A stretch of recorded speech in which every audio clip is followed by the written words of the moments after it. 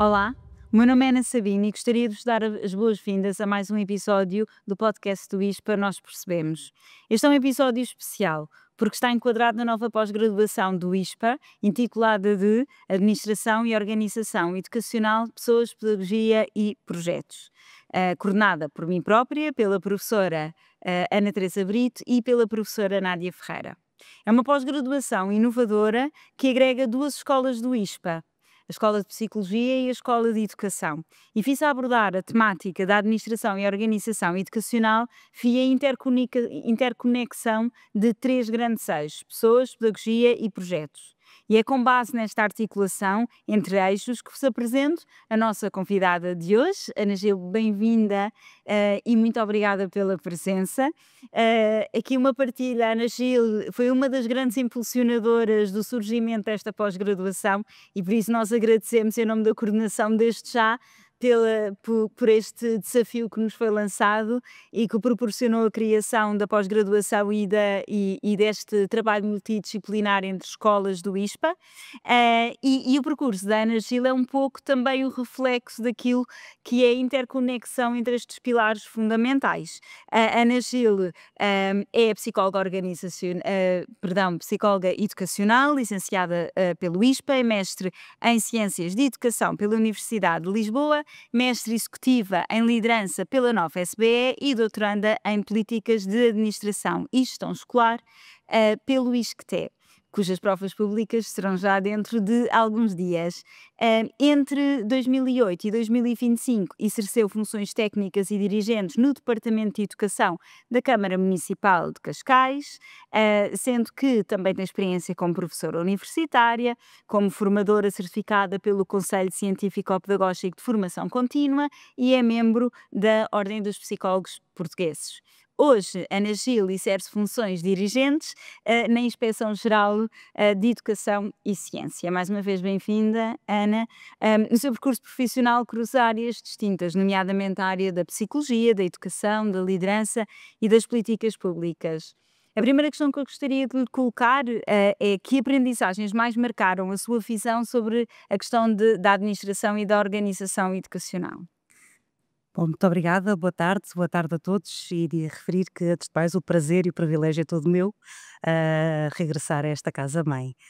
Ahm, Administração e gestão educacional, no meu entender, convoca, e eu sou muito suspeita porque sou psicóloga de formação de base e, portanto, o meu olho acaba sempre por ser psicologizado, mas é de facto a hegemonia das pessoas. Ahm, a área da administração e da gestão educativa convoca a diferentes domínios multidisciplinares, jurídico, financeiro, logístico, até do ponto de vista da higiene e da segurança alimentar, e de facto o foco, o centro, são as pessoas. A escola é um polo de capital humano, hum, faz-se de pessoas e dirige-se a pessoas. Tem aqui duas grandes singularidades enquanto estruturas organizacionais. A primeira é o espaço privilegiado de acesso ao conhecimento poderoso, né? Isto retomando aqui as palavras de Michael Young, o acesso, o domínio do conhecimento poderoso, que é por norma aquele que é acedido através do currículo, aquele conhecimento que difere do conhecimento que fazemos no nosso bairro, no Largo da Igreja, no ATL. Por outro lado, eu encontro aqui a singularidade dos liderados de uma organização. Ah, Estamos a falar de crianças e jovens e, portanto, como nós sabemos, o que se vive na infância não fica na infância e, portanto, à liderança acresce esta responsabilidade acrescida de estar a formar cidadãos. Portanto, para mim, e não vejo a ter outro tipo de resposta a não ser a referir que a administração e a gestão precisam de focar, nascer e dirigir-se para as pessoas. Muito interessante esta questão da responsabilidade da liderança, no sentido desta responsabilidade acrescida para formar cidadãos, que é importante percebermos o papel da escola na sociedade, não é? Gostava também agora de abordar a manifestação da liderança em diferentes contextos, não é? Começando eventualmente aqui numa perspectiva mais macro, no sentido de como é que nós lideramos na escola e a própria escola, não é? Que dilemas e que paradoxos do dia a dia que encontramos nesta lógica da liderança, e vamos descendo em diferentes níveis até chegarmos às problemáticas da liderança numa sala de aula, nomeadamente numa das temáticas que falamos muito hoje em dia, no que diz respeito à diferenciação pedagógica, não é? Qual é o papel do líder e o impacto que tem nos diferentes stakeholders, sendo que um dos principais, não é, são os jovens, são crianças que que estão neste momento a iniciar as suas vidas, e por isso são esponjas, como nós normalmente dissemos, não é? E por isso a responsabilidade, da liderança na sala de aula é fundamental, não é? Mas começamos aqui numa perspectiva um bocadinho mais macro, não é? O que é que nos pode ajudar a refletir sobre as problemáticas da liderança nas escolas como um todo, hum, Muito bem. para as escolas? E eu diria, o que se me sugere aqui referir é a própria investigação, o próprio entendimento sobre o que é a liderança. Ele foi sofrendo Uhum. nuances ao longo dos anos, e bem. Portanto, primeiro, se calhar, dirimir aquela ideia de que o líder, e penso que todos nós tomamos como referência o Senhor Rui Nabeiro, não é? Portanto, assim, a nossa referência de líder servidor, um líder disponível, o líder que está com, o líder que sofre com, o líder que faz por. E depois tendemos a associar ao papel de chefia, um bocadinho aquele papel de sobranceria, não é? De autoritário, de alguém que manda, de alguém que ordena, de alguém que está num lugar diferente, diferenciador e mais elevado do que a sua equipa. A verdade é que a história está carregada de exemplos completamente paradoxais, não é? Porque nem todo líder tem efetivamente bom feitio. As chefias fizeram exemplarmente o seu papel, sou a Rainha de Inglaterra, por exemplo, e a verdade é que a história vem-nos desmontar uma série de mitos. Nós, por liderança, entendemos, e portanto esta é a definição de liderança, é um processo de influência social, não é? Portanto, é um processo, eu estou aqui a parafrasear o professor Miguel Pina e Cunha, um processo, portanto, enquanto fenómeno que pressupõe um movimento, que pressupõe uma dinâmica, que pressupõe pelo menos dois lados, e que é um contínuo. E fala em influências, portanto, não fala em cargos, não fala em autoridade, fala de facto nesta capacidade de eu mobilizar outros. E também a investigação científica foi saindo daquela atenção, daquele foco centrado nas características inatas do líder, não é? Era as visões mecanicistas dos anos 40, o líder autoritário, o líder democrático, qual é o perfil do líder ideal, quando hoje em dia já percebemos que são perspectivas pouco interessantes, porque nós, enquanto líderes, vamos alterando o nosso estilo de liderança mediante os contextos que vamos encontrando. Portanto, eu digo nós porque recentemente também mudei de contexto nas mesmas funções e sinto-me uma líder completamente diferente. Diferente, Aquilo claro. que se me convoca é completamente diferente. Ahm, Também já não estamos naquelas visões que dominaram muitos anos 80, da visão transformacional da equipa, não é? A liderança era colocada na equipa, portanto eu tenho que ser capaz de transformar em equipas empoderadas, equipas autossuficientes, resilientes, etc. Eu penso que isto, para chegar ao contexto de escola, importa atendermos ao contexto.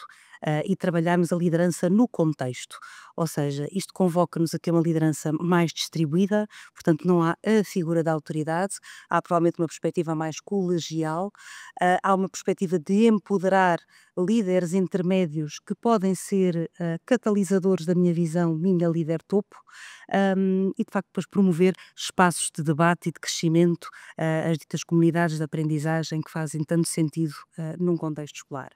Agora, Ana, desculpe, deixa-me sim, só sim. colocar aqui uma questão. Como é que fazemos este alinhamento? Aquilo que diz é muito interessante, mas muitas vezes, em contexto escolar, o líder não tem uma grande opção de escolha dos seus liderados, não é? Enquanto que, por exemplo, se fizéssemos o paralelismo para outras áreas organizacionais, para outros contextos organizacionais, inclusive para empresas, quando como líder, eu tenho eventualmente aqui alguma capacidade de escolher as pessoas que vão trabalhar comigo.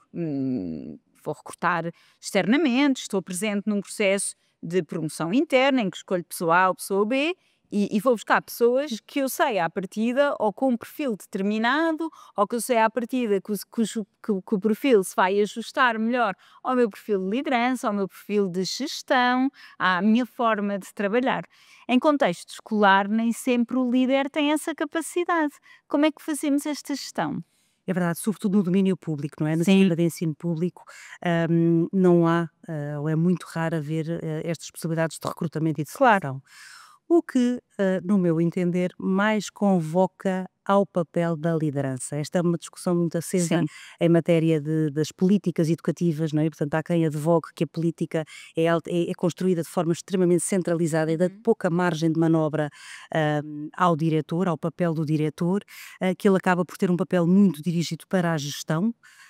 E, portanto, tomando a gestão como o dia a dia Yeah. presente, não é? Bom. Portanto, o trabalho da eficácia, da eficiência, portanto, que tudo funcione, e é o papel do líder, aquele que se dirige para o futuro, não é? Aquele que se dirige para o desenvolvimento das pessoas, que define e que constrói metas partilhadas e que desenvolve, portanto, faz caminhar toda uma estrutura, que neste caso é composta de capital humano. Não havendo essa possibilidade de recrutamento, no meu entender, é claríssimo que mais se convoca efetivamente o papel de liderança e, em contexto escolar, muito em concreto, o papel da liderança pedagógica. Uhum. Aquilo O que é que é que entendemos por liderança pedagógica?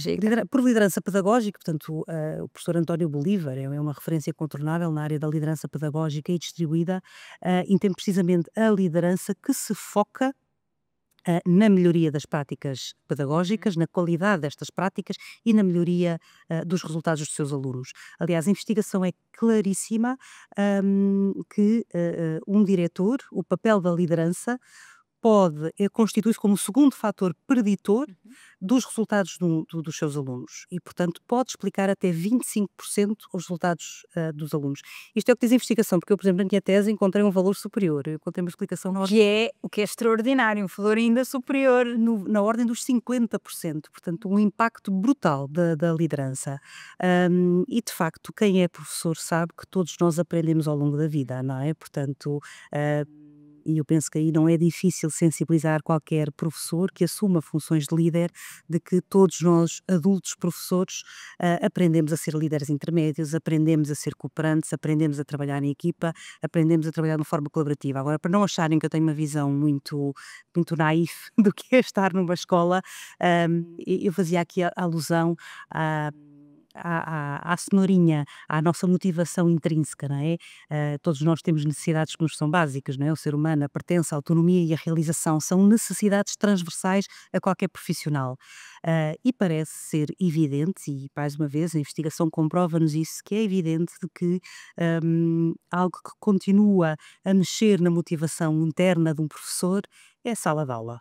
É o compromisso que assume com os seus alunos, e é a liberdade percebida na sala de aula. Tudo o resto cá fora pode estar carregado de burocracia, já lá vamos, pode estar carregado de peso, mas a liberdade de sentir em sala de aula e o compromisso com os seus alunos são dois fatores que eu diria serem fundamentais e estratégicos para um líder captar e mobilizar os seus professores. Sim, quando faço esta associação com a sala de aula, e a questão da liderança, distribuída e pedagógica com os resultados escolares, faço uma associação, cujo resultado não diz respeito ao professor, ok? Mas sim via resultados escolares dos seus alunos.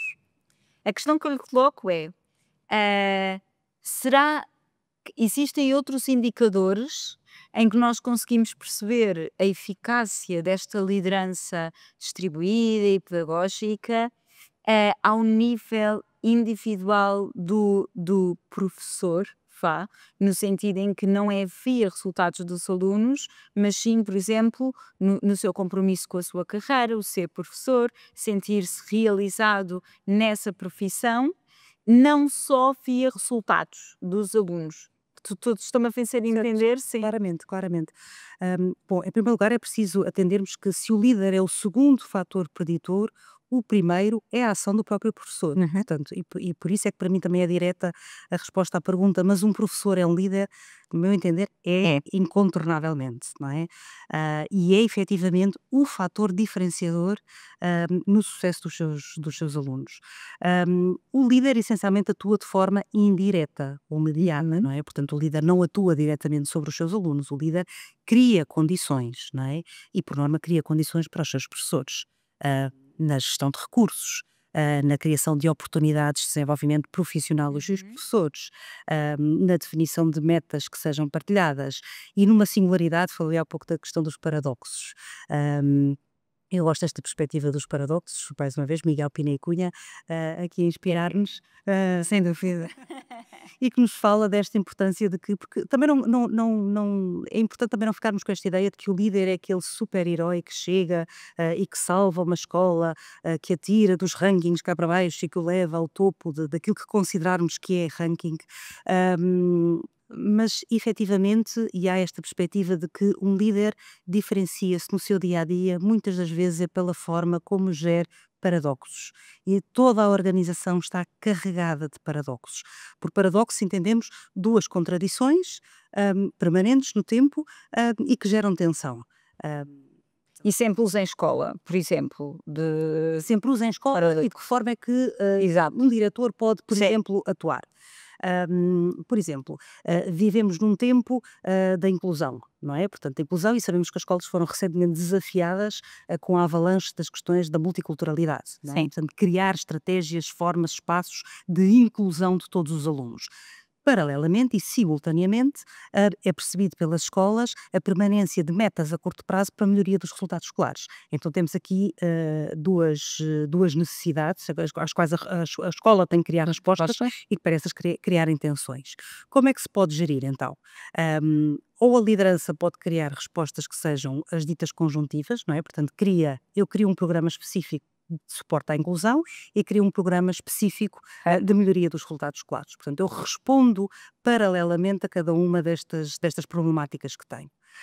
Posso criar respostas que são disjuntivas, ou seja, são aquelas respostas que não acabam por resolver uma das tensões, mas que acabam por não ser eficazes noutra. Vou dar um exemplo claro, a questão da burocracia. Nós temos esta imagem percebida e sentida, infelizmente, pelos professores, que a escola é um espaço pesado. Pesado de reuniões, pesado de carga administrativa, pesado de carga burocrática. Eu vejo inúmeros programas de bem-estar, tentativas excelentes, meritórias, mas que podem passar muitas vezes por medidas que genuinamente não combatam a questão burocrática, não é? Portanto, criar aulas de yoga às 8 da manhã são fantásticas, está tudo certo, pela saúde, pela comunicação, pelo relacionamento, mas se eu mantiver regimentos que me permitem ter conselhos pedagógicos a durar 5 horas, conselhos de turma a durar 2h30 e é uma por turma e é uma semana seguida, conselhos gerais que duram 3 horas, eu não estou efetivamente, ou eu estou a responder ao problema relacional das pessoas e a uma ocupação de um tempo que é livre dos professores, e bem, justamente, mas não estou efetivamente a resolver aquele problema que é o da burocracia e do peso efetivamente que a escola traz. Por fim, as soluções mais interessantes, também as mais criativas e as mais exigentes do ponto de vista de talento, são as transcendentes, não é? São aquelas que não só respondem a coisas problemas, como respondem a outros. Por exemplo, dando um exemplo concreto, esta percepção de que nós temos políticas educativas muito centralizadas. Portanto, há pouco espaço de manobra da escola, mas depois advogamos a autonomia do professor, não é? E quase que há esta bandeira da autonomia do professor. Então, como é que eu posso compatibilizar? Ah, eu, liderança, posso promover, posso caminhar no sentido de construir um projeto educativo participado. O projeto educativo é aquele documento orientador que tem que necessariamente verter a lei, portanto, a política educativa, e posso convocar as tais autonomias a um projeto que não só respeita a individualidade de cada professor, como cria aqui uma unificação, uma visão que é partilhada. Sim, mas em determinados contextos, estes projetos participados são participados, em determinados contextos, claro, são participados a um ano letivo, não é? E por isso esta gestão quase anual é muito difícil encontrar estas soluções mais transcendentes quando depois temos estas visões em determinados contextos, obviamente não são todos, não é? Mas é importante abordá-los, não é? E falar um pouco sobre eles. que nos limitam, quando eventualmente, e acrescentando aqui ainda outro fator que eventualmente condiciona mais a criação e a emergência e o sucesso deste tipo de projetos, que não só são partilhados a um ano, como quando há uma renovação, temos um perfil de docentes, de professores neste caso, Já não respondo àquilo que já não responde às necessidades, que já não têm as mesmas motivações, e por isso fazemos gestão escolar anual, a ano, renovada anualmente, como é que conseguimos contrabalançar isto, não é? Juntar, e mais uma vez fazendo aqui interconexão, porque está sempre mesmo toda ligada, que é como é que eu faço esta gestão de pessoas, sendo que tenho um corpo, em alguns contextos, relativamente fixo e que eu procuro fazer um desenvolvimento pessoal, profissional, de carreira deste corpo que é mais fixo, mas depois a ele junta-se um corpo mais flexível, um corpo docente mais flexível, pessoas trabalhando por projetos, dando esta autonomia aos professores, dando respostas às necessidades concretas de cada contexto escolar. E, obviamente, tendo a pedagogia sempre como um ponto central nesta conexão. Eu começaria por aí, ou seja, É. a pedagogia é de facto o ponto Qual o tronco, de não é? Um é, tronco. e o superior interesse dos alunos, não é? Eu penso que é fácil dirimir as divergências quando efetivamente nos descentramos dos nossos quereres e pensamos no superior interesse dos nossos alunos. Pese, eu considero que o papel do professor não é ficar ao nível dos interesses dos alunos, não é? Portanto, precisamos de caminhar para o conhecimento para o qual o aluno tem direito, não é? E ainda assim eu considero que estamos no domínio da pedagogia e que isto é alvo de motivação e de união entre professores. Todas essas questões são interessantíssimas, porque na verdade, e estamos aqui a caminhar para os projetos, hum, a escola está carregada de planos anuais de hiperatividade, não é? Portanto, há aquela percepção do ritmo Sim. escola, associada a ser uma percepção de performatividade dos docentes, e muitas vezes o que isto está é a camuflar sentimentos de impessoalidade da escola, porque não são, lá está, projetos participados, partilhados, internalizados. E eu começaria por referir, em primeiro lugar, que projetos de autor não são projetos de escola. Não é? Portanto, eu falo muito da brincadeira, as hortas da professora Alice, não é? Portanto, a professora Alice que encontra o seu talhão, de setembro a julho tem a sua horta, que é uma maravilha, Extraordinária. fresquinha, ali com umas couvinhas prontinhas para ir para a Tem que panela. fazer a sopa às crianças e depois chegares a junho A e acabou. professora Alice é colocada noutro agrupamento e lá se foram as hortas de rosas. Pronto. Projetos de autor, de facto, não são projetos de escola. E aqui, mais uma vez, apelar ao projeto educativo, ao chapéu unificador, para além da capacidade de síntese. O meu orientador, o professor Domingos Fernandes, tem uma frase que eu acho absolutamente maravilhosa. A síntese é uma atividade complexa do pensamento. É mais difícil sermos sintéticos do que sermos extensos, não é? Ah, Agora, efetivamente, planos de atividade que são, e desculpem-me, listas telefónicas. Primeiro, eu não sei qual é o grau de sustentabilidade daquela lista telefónica que ali está, permitam-me falar assim, e por outro, eu não sei efetivamente o que é que ela está a medir ou para que é que ela está a contribuir, se não há depois uma accountability, não é? Uma prestação de contas agarrada a este conjunto de iniciativas que podem ser altamente motivadoras para aquele grupo de crianças, para aquele professor, mas que efetivamente não estão a responder ao tal chapéu de escola. E o chapéu de escola não é um chapéu anual, portanto, os projetos educativos têm um período de vigência e, portanto, é importante caminharmos para esta sustentabilidade. De tal forma que, mais uma vez, a liderança, quando colocada no contexto, ela autorregula quem chega, não é? A indução de professores requer também toda esta contextualização. Quem chega, perceber onde está, como é que se trabalha aqui, a questão da cultura de escola, não é? A cultura, aquela resposta à pergunta como é que aqui trabalhamos, isto não depende de leis, não depende do sistema. Nunca. Há muitas decisões que são supra-escola, mas a resposta ao como é que trabalhamos aqui, isso depende das pessoas que ali trabalham. E, portanto, se esta cultura estiver forte, unificada, motivadora, é efetivamente mais fácil quem chega de novo apropriar-se e analisar como se vive. Sim, eu diria que que este é um ponto-chave, não é? A questão de fazer um bom processo de acolhimento, de integração de novos professores, ter uma cultura de escola bastante consolidada, uma cultura forte, vivida, vivenciada por todos, experienciada por todos, aceite e alimentada por todos, para podermos fazer este processo de manter este chapéu da escola, como a Ana diz, que é um termo muito interessante, e garantir então que não há aqui os projetos do professor, mas sim a continuidade de um projeto de escola.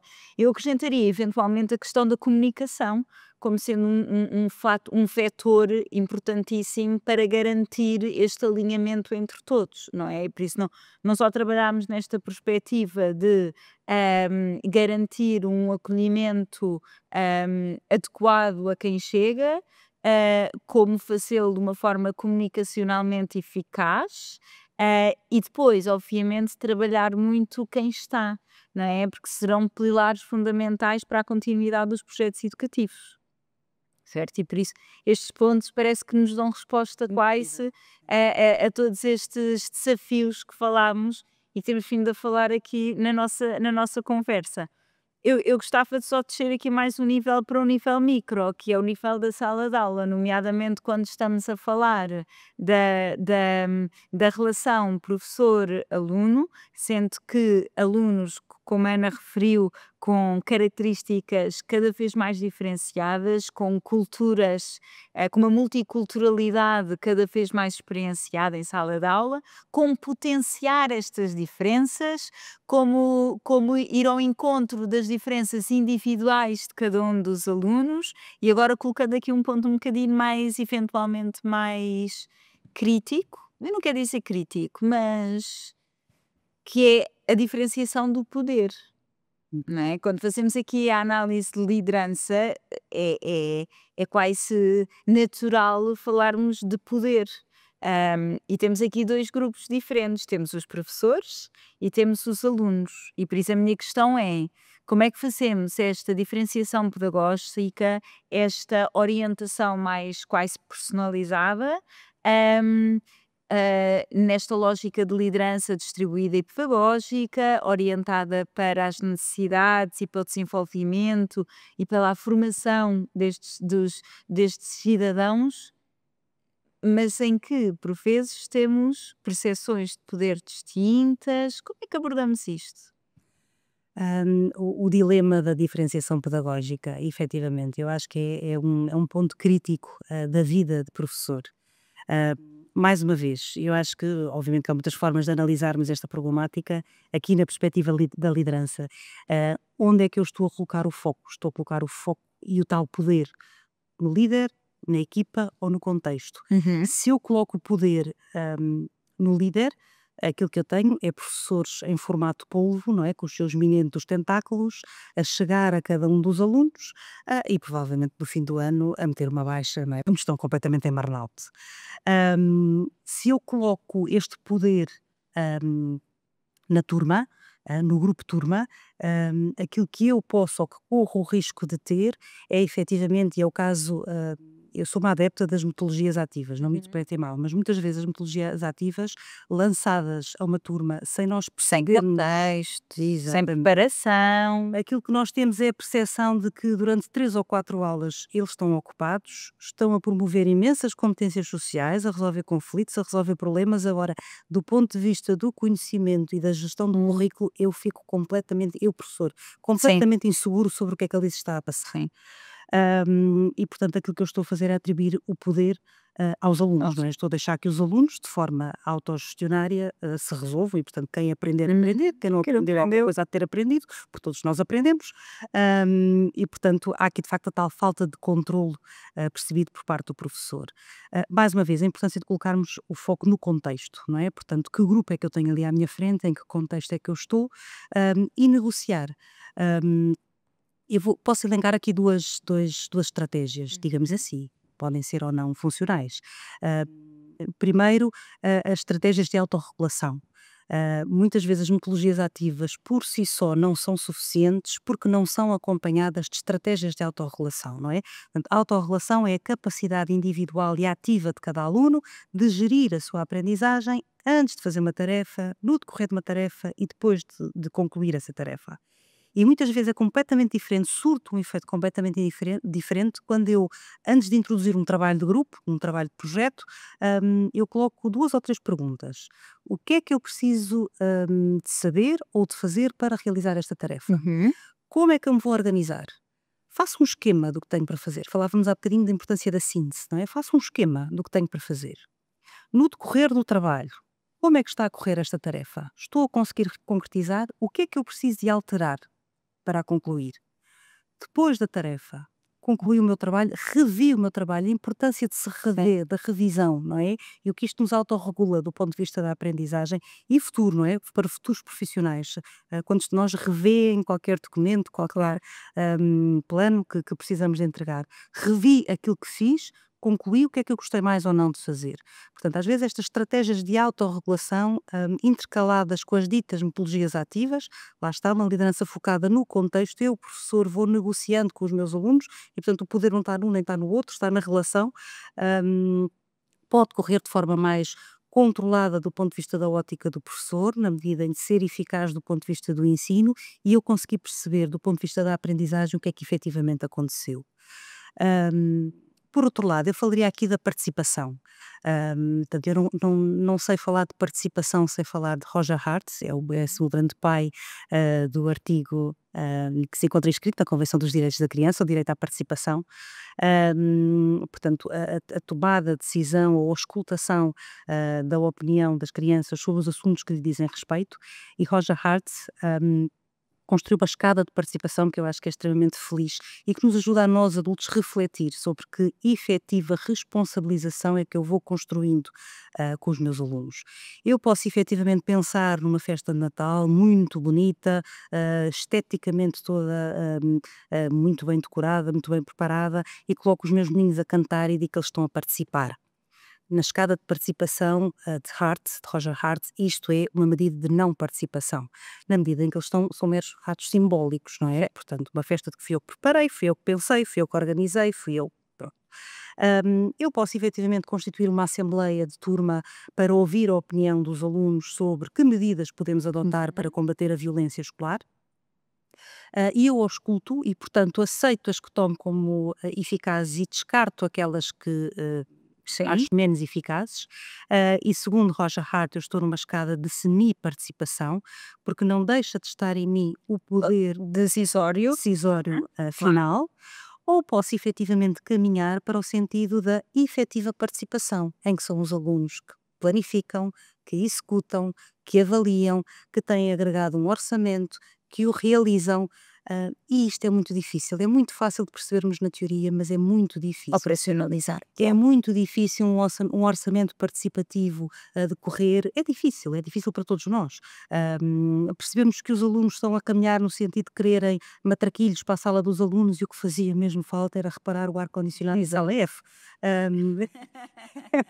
Agora, a par da autonomia vem a responsabilização, não é? E, portanto, todos nós aprendemos, seja com os nossos sucessos, seja com os nossos insucessos, e eles também precisam de fazer esse caminho. Claro que sim, fundamental para o seu desenvolvimento e para o seu futuro. Agora estamos a chegar aqui ao fim da nossa conversa, infelizmente passa rápido o tempo. Gostava de lhe fazer aqui algumas perguntas mais diretas, eventualmente, com algumas mensagens-chave para deixarmos aos nossos ouvintes. Mas antes disso, uma pergunta final, que é, temos falado aqui sempre nestes 3 grandes eixos, não é? Das pessoas de pedagogia e projetos. A questão que lhe coloco, Ana, é quando um falha, o que é que fazemos, não é? Nomeadamente quando falham as pessoas via liderança, porque é aqui a temática-chave da nossa conversa. O que é que podemos fazer? Quais as eventuais consequências para os diferentes interlocutores? Bom, eu diria 2 coisas. Em primeiro lugar, e acho que é um ponto-chave e provavelmente por isso é que nós vemos menos comunidades, de aprendizagem a decorrer enquanto prática, enquanto teoria é-nos entendível, hum, que se relaciona com a criação de culturas de segurança psicológica. Esta percepção de que eu estou num contexto em que posso correr riscos que não há consequências do ponto de vista interpessoal. Eu posso perguntar, eu posso experimentar, e isto está muito, ou pode estar muito na mão do líder promover, não é? Portanto, a Edmondson, que é a nossa referência em termos de segurança psicológica, fala-nos aqui de duas variáveis que são essenciais. Por um lado, a experimentação, por outro lado, a responsabilização. Se eu, líder, não crio espaços de experimentação, mas também não responsabilizo, eu provavelmente estarei a criar culturas de apatia, não é? Sim. É o princípio da burocracia, não é? Faz assim porque sempre fizemos sempre assim. fez. Pronto, e daqui não se sai. Hum, Se eu não promovo a experimentação, mas se promovo a responsabilização em elevado grau, eu provavelmente aquilo que estou a gerar são culturas de ansiedade, não é? São espaços de medo, de receio, de questionar, de errar, de fazer. Se por outro lado eu estou a impulsionar a experimentação sem responsabilização, aquilo que eu estou a gerar são zonas de conforto. São os ditos clubes dos amigos, não é? Portanto, onde se experimentou imensos projetos, houve imensa inovação, mas depois quando não se atingiu o resultado, portanto, a culpa foi da internet, a culpa foi do Covid que Claro. não pôs isto como deve de ser, etc. Mas se efetivamente eu crio espaços de estímulo à experimentação, com a devida responsabilização, com a devida reflexão sobre a consequência daquilo que. Consequência no sentido que o que é que funcionou, o que é que não funcionou, o que é que aprendemos com isto. Então, sim, eu estou a criar culturas de aprendizagem. E, portanto, esta importância de criarmos contextos de aprendizagem. Agora, sabemos que há erros mais fáceis de se aceitar e de se ultrapassar que outros. E, por norma, quanto mais alto na escada da hierarquia, mais difícil, mais caro é o erro, não é? Claro. Porque o líder tem direito a errar, tem, mas por vezes o custo, não é? Isto é. O custo é elevadíssimo e, portanto, a todo e a qualquer líder, eu estou expectante, portanto, este governo quer avançar com o estatuto do diretor, acho que é mais do que merecido, e acho que é importante também haver aqui a indução de diretores, não é? Portanto, não só a formação de diretores, a mentoria entre pares, isto já existe em vários países, Lituânia, Reino Unido, Finlândia, portanto, a mentoria entre diretores para que precisamente possa haver mais músculo com menos erro. Não é que haja mal haver erro, mas um erro num contexto onde não é permitido errar torna-se efetivamente muito caro. Muito bem. Ana, para terminarmos, que conselho daria a quem quer assumir cargos de gestão ou de liderança nestes contextos educacionais? Hum, eu diria que há sonhos e as escolas aí são muito profícuas em sonhos, e eu acho que pelo sonho é que vamos, não é? Portanto, esta ideia do líder poeta que inspira, que motiva, e que tantas vezes, com tanto confronto da nova portaria que saiu, da nova diretriz que é preciso fazer, e que parece que são umas charadas, não é? Neste sonho, não, é aí que precisamos efetivamente do líder, é aí que precisamos do crente, é aí que precisamos do comandante, que naqueles momentos mais difíceis e de maior carência, a convocatória à resiliência que precisamos dele. E depois diria que do ponto de vista da competência do líder, talvez a principal competência, não são as competências, quer dizer, são também naturalmente as competências relacionais, Claro. as técnicas, aquelas todas que nós já sabemos, mas essencialmente a autoliderança, a capacidade de me autorregular, a capacidade de me autodisciplinar, é facílimo dizer, é um treino diário em toda a nossa vida. E por norma é por aí que nós vemos a derrapagem de grandes líderes da nossa história, não é? É de facto porque em algum momento do nosso percurso a nossa autoliderança falhou. E então atendamos como pessoas que somos e aceitemos que um líder é uma pessoa que precisa também de nutrir, de cuidar e de muscular da sua autoliderança. Sim, sim. Obrigada, Ana. Obrigada. Hum, Muito obrigada por nos acompanharem nesta conversa. Nesta conversa falámos sobre vários temas relacionados com a liderança e com as pessoas em contextos escolares e educacionais. Falámos aqui sobre alguns temas-chave, nomeadamente a responsabilidade dos líderes, dos professores, dos dirigentes, nestes contextos em particular, no sentido em que estamos a formar cidadãos e a formar pessoas melhores que irão assegurar o nosso futuro. Falámos também destas dificuldades, destes paradoxos dos dilemas que encontramos nestes contextos em particular, como é que os líderes têm capacidades, recursos para fazer face a estes paradoxos. E terminamos aqui com uma mensagem-chave que eu gostaria de destacar, que diz respeito à necessidade de cada um de nós, de cada um de vós, pensar em si mesmo, no seu desenvolvimento pessoal, não só numa perspectiva relacional e de competências técnicas, mas também olhar para si mesmo e procurar conhecer-se melhor ao nível da sua autoliderança e da sua autorregulação. Parece ser um aspecto crítico e fundamental para o sucesso da liderança e, consequentemente, também para o sucesso da administração e da organização educacional em Portugal. Estes e outros temas serão debatidos na nossa pós-graduação em administração e Organização Educacional aqui no ISPA. Ana, mais uma vez, muito obrigada pela presença. Foi um gosto tê-la aqui connosco. Obrigada. E até à próxima. Boa tarde.